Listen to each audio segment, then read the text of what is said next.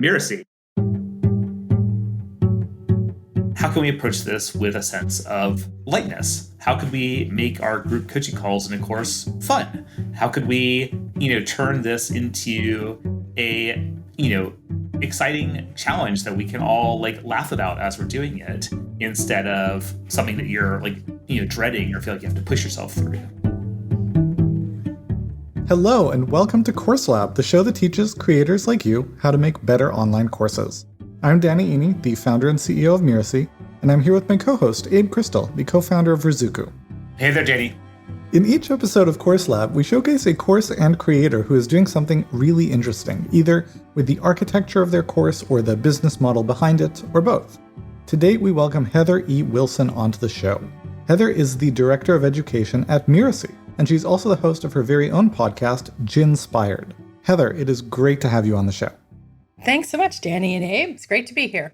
So obviously we work together very closely. Yes. But for people who don't know you or your story, give us the 30,000 feet. Who are you? How did you come to be doing what you're doing? What was your journey? Tell us that story. Yeah, absolutely. So way back in the early 2000s, I started out as an instructional designer. And back then, they didn't even call it instructional design. It was computer-based training. So I was basically making glorified PowerPoints that were animated, and they were these monstrosities of, hours-long info products that companies were developing. And through the years, I saw the industry change and actually get better and better and better over many years. And in mid-2000s, I became a professional business coach. And lo and behold, I started creating my own courses. So I was back to doing instructional design at that time. And fast forward to 2022, and I am now combining all my skills as an instructional designer and a coach and helping Mirasee through our student support. And we're very, very lucky to have you. Thank you. So for our listeners who may not be super familiar with our courses that you are running, what is the Hybrid Course University? What does it cover? Who is it for? How does it work? All that kind of stuff. So our Mirasee's flagship course is called Hybrid Course University, and it truly is like a university. There are 4 courses that make it up, and there's Hybrid Course Success, which is our foundations, and it gets you really, really set up and ready to work on creating your course. Then we have Hybrid Course Launch, and during that course, you do all sorts of market research, you fine-tune your ideal student, you just get a lot of really great information. So then you can launch your pilot course, and that helps you validate your assumptions and your ideas, and obviously make a little bit of money in the process. And then we move on to Hybrid Course Audience. And in that course, we really dig deep on creating a lead magnet and building your audience. So, and that looked different for everyone, but for most people, it means creating an email list of some sort and nurturing that, and then creating traffic strategies to drive traffic to your website, your lead magnet, or whatever your offerings are. And then now that you've built this really epic audience, then we go back to your course, and in Hybrid Course Scale, we start to scale everything. So you build out your full course and offer it to your audience that you've been building. And then you just kind of rinse and repeat. And so that's the course itself, or the university itself. And this is really geared towards coaches, consultants, speakers, anyone who really wants to offer a transformative type course. You've been an instructional designer. You've been teaching for, frankly, longer than I have. You've been doing it for a very long time in a lot of context for a lot of people. And then you joined Mirasee and you took this over. And you were all of a sudden doing it at a much larger scale. There were just, many more students than most people have in their courses. And a lot of people who come to us, they kind of aspire to that. They're like, I want hundreds, if not thousands of students in my courses. Talk about what that was like.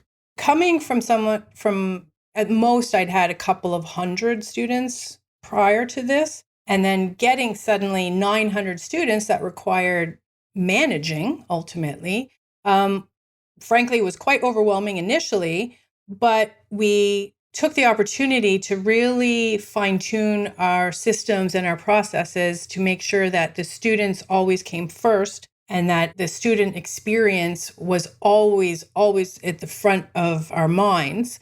And ultimately, it was amazing to interact with all these students from all over the world, right? And it was all coming from different cultures, different backgrounds, different expectations, but they all had one thing in common. They all had that hope and that dream and that desire to build a course and create impact in their own lives and their own businesses. And so we keep that, that goal in the forefront of our minds as we support our students to do the same thing.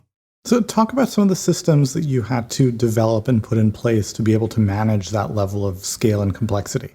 Sure, absolutely. So number one was email. We had to manage thousands of emails. And so each of the coaches were assigned a certain number of students, and they would be then in turn responsible for the emails that came from those students. And the types of emails they would get would be exercises, questions, how to get in Slack, like everything from tech questions to the actual assignments from the courseware. So the coaches had to be trained on not just the courseware, but everything that surrounded it. And I would say tech being one of the biggest ones. That was kind of a surprise because we didn't really expect the students to be asking their coach so many tech questions.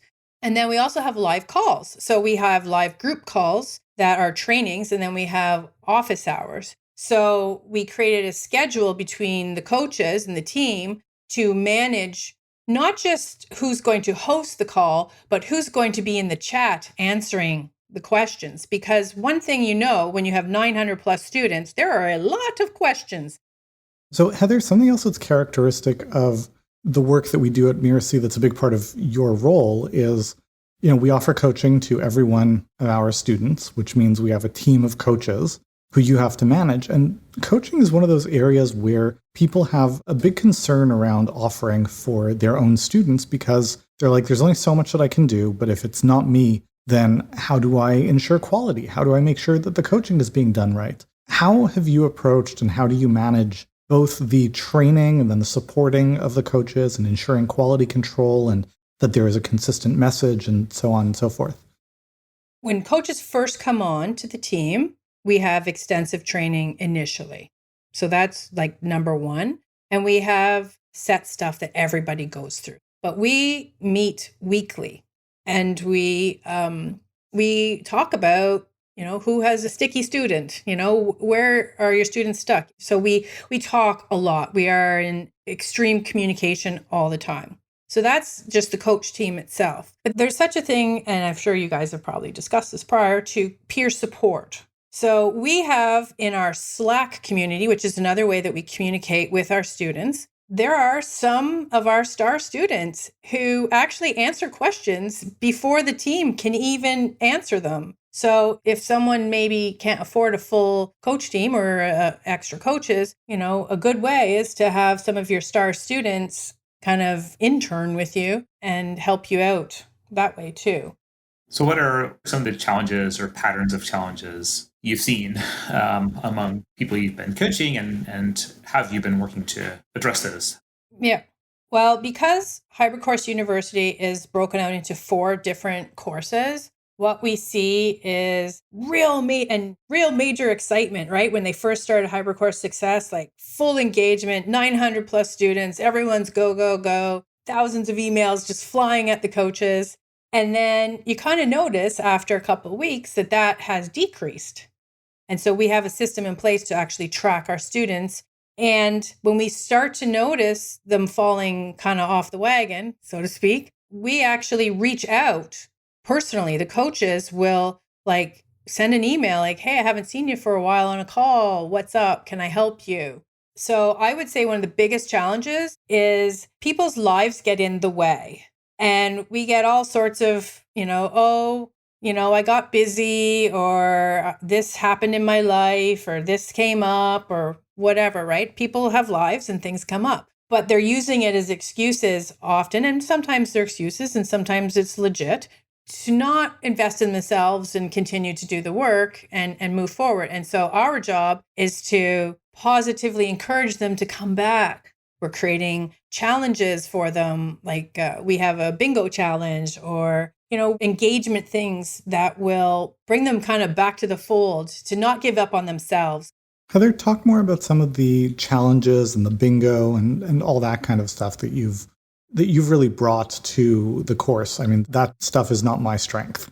Yes, we created these fun challenges and we've designed them to happen per course. So, for example, there is one for hybrid course launch, and we're right now in hybrid course audience. So we have a new challenge for this one, and then we're building one right now for scale as well. And so this we created bingo, and people love bingo. You would be amazed at how much people love bingo, even in this day and age. And so we created these bingo cards with specific tasks that were linked to the content in the course. So for example, a hybrid course audience where we're in right now, one of the tasks is to design your lead magnet. So they cannot check off their bingo until they've designed their lead magnet. And so we have a cool prize at the end, and everyone who completes the full bingo card, and it's not easy because there's quite a few tasks in there, they get entered into the draw for these prizes. And prizes are highly motivating.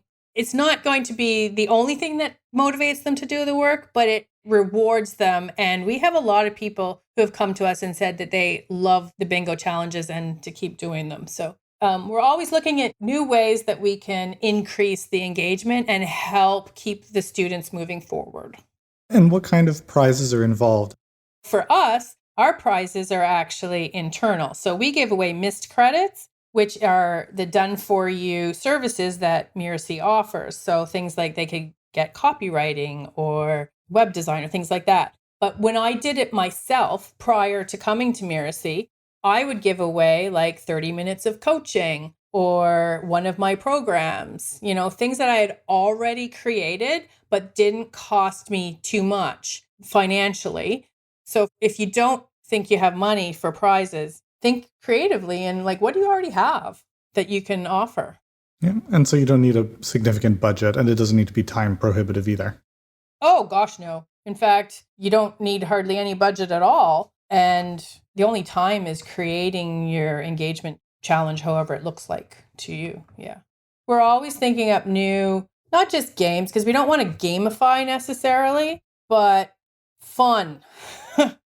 We like to add fun into it, and that's a big part of why students love coming to our calls too, is not only are they learning and supporting their learning journey, but we like to have a little bit of fun too in the process. And I think people really gravitate to that. So it's not just, here's an email from Heather, oh my gosh, I haven't done my homework again. It's more that they actually really enjoy spending time with us. And I think the fun factor is pretty important. Cool. Awesome. Heather, this was wonderful. Thank you for coming on the show and giving everyone a listen behind the curtain of how we do things in our programs at Mirasee. Well, thank you so much. And I'll see you at work. Yep. Abe, you want to read us out? Heather E. Wilson is the Director of Education at Mirasee. She's the host of her own podcast, Ginspired, and she's in charge of Hybrid Course University. To learn more about the Mirasee programs that Heather is involved in, head on over to mirasee.com. That's mirasee.com.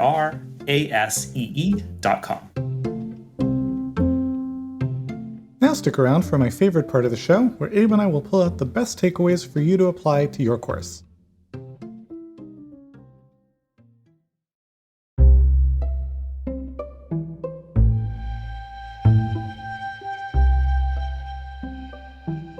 Abe, where shall we begin?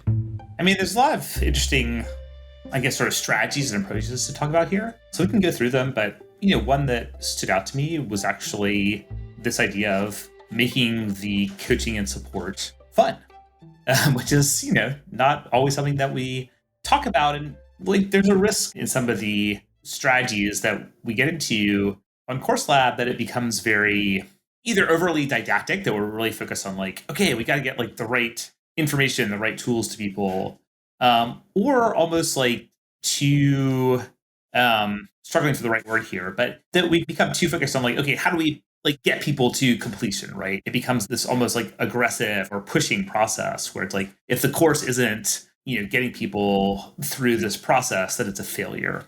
And there's a well-intentioned effort there to focus on accountability, to focus on helping people get results from, their investments in courses. But if we just focus on that side of it, we could miss this whole other aspect of how can we approach this with a sense of lightness? How could we make our group coaching calls in a course fun? How could we, turn this into a, exciting challenge that we can all laugh about as we're doing it, instead of something that you're dreading or feel like you have to push yourself through. So I think that to me was a really interesting perspective that is often overlooked when we talk about courses. Yeah. I can say, obviously having Heather on as a guest is a little different because I work with her very closely. And what I was hoping she would bring, which she did wonderfully, was, you can listen to a lot of the episodes on Course Lab kind of scouring for techniques and tactics and tricks, and it's valuable to find those. It's valuable to find the ones that resonate and land well and will integrate well and make them a part of what you're doing. But there's also the risk of kind of creating a course that's almost a little bit gimmicky with the add-ons and doodads and bells and whistles, because you become too preoccupied with the tactics rather than integrating them smoothly. And what I really appreciate that I think came out in the conversation with Heather is that, there are two driving ingredients. One is really, really legitimately, honestly, and truly caring about your students. And the second is a lot of best practices. But there weren't any kind of secret ninja education tricks that we build in that, just do this thing and it'll skyrocket your this or that. It's not so gimmicky. And sure, there's the challenges, and there's the way we manage our coaches, and there's all the things that go into creating a good course. But they're largely in the ballpark of just do the things that you should be doing and do them well, and look for where there's a little opportunity to maybe add a little bell or whistle there or here. But a lot of it is really giving proper attention to the blocking and tackling of just doing a really good job with your course that you're driven to do because you care about the students and the experience and outcomes they're going to get.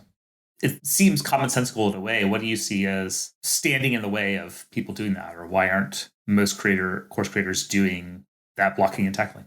Well, because it's not sexy, right? We have a tendency to look for shortcuts. We're wired and trained that way, right? We want to leapfrog a lot of the hard work. And often that is because, not the listeners of Course Lab, but looking at our industry more broadly, there are a lot of people who gravitated to this world of online courses because a lot of internet marketers have presented it as a way of making a quick buck, which maybe in certain times and certain contexts, it kind of sort of was at one point, but by and large is a legitimate business opportunity, which it is for a lot of people who have something meaningful to teach.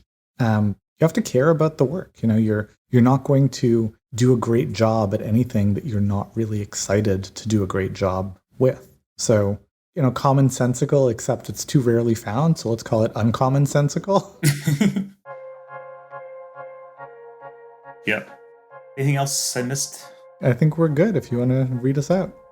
Thank you for listening to Course Lab. I'm Abe Crystal, co-founder and CEO of Riziku, here with Danny Iny, founder and CEO of Mirasee. Course Lab is part of the Mirasee FM podcast network, which also includes such shows as Just Between Coaches and Making It. This episode of Course Lab was produced by Cynthia Lamb. Jeff Goverson assembled the episode. Danny Iny is our executive producer. Post-production by Post Office Sound. Another big thanks to Heather E. Wilson for coming on to the show today. And remember, you can learn more about her and the programs she leads at Mirasee over at mirasee.com.